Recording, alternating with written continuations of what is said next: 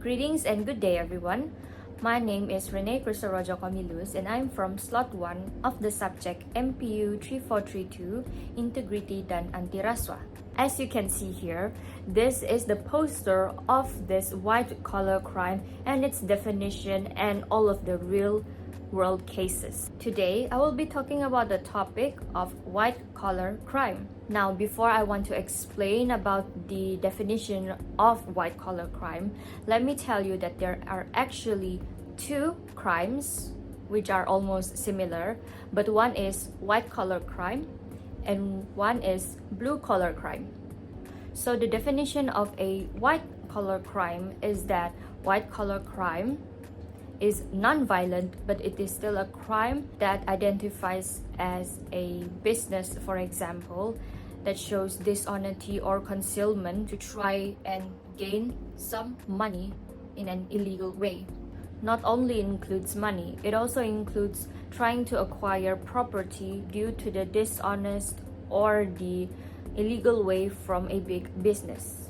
Blue-collar crime, however, refers to those who are in the low socio-economic society.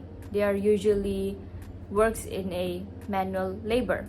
There are differences between the white and blue-collar crimes. For example, white-collar crimes typically are non-violent crimes that includes money laundering, Ponzi schemes, and also bribery. Whereas the blue-collar crime, it refers to a street level of crimes such as assaults, burglary, or vandalism. So the impacts of this white and blue-collar crime are significantly huge. For any businesses that are involved illegally in this white-collar crime will face fines and punishments. This also drains the resources that a business needs for their innovations and growths in the future. With this, the business's reputation will be damaged and will cause losses of clients and the business expansions. The blue-collar crime is a bit heavier than the white-collar crime. Criminals that are involved with these blue-collar crimes may face legal consequences, and it depends on how big the consequences is, from paying fines to actually ended up being in jail. So now I'll be talking about the latest white-collar crime scams in Malaysia. So according to the Malay Mail, Bukit Aman, Malaysians lost 1.2 billion ringgit Malaysia in total to commercial criminals in the first half of 2024, averaging 65 cases daily. This financial damage was caused from commercial crime cases, including online scams, that amounted to 1.2 billion ringgit Malaysia from January 1st to July 1st this year alone.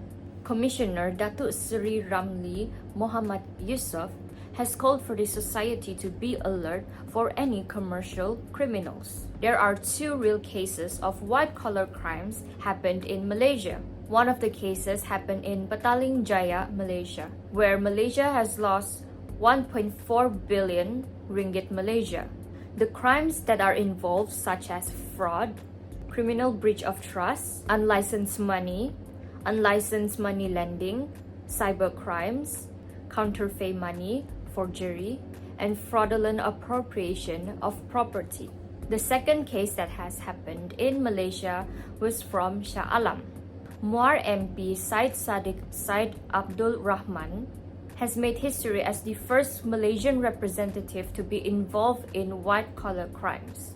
The Muda president was handed this punishment from the High Court of Kuala Lumpur, where they found him guilty of 4 charges of abetting in a criminal breach of trust, misappropriation of property, and money laundering involving the Bersatu Armada's funds. The 31-year-old former youngest minister was sentenced to 7 years in prison and was fined 10 million ringgit Malaysia. So how do we identify the fraudster profile? Here are the ways of how you want to identify the frauds amongst you. You should be able to identify the signs of manipulation from that person. Next, you will feel behavioral characteristics of a certain person who you feel uncomfortable with. You may also feel the emotional pressures from them, how they pressured you about certain things regarding money or your status. That is all from me. Be aware of the person that you are in contact with, whether they are asking you for something illegally, and also avoid yourself from being included in these crimes.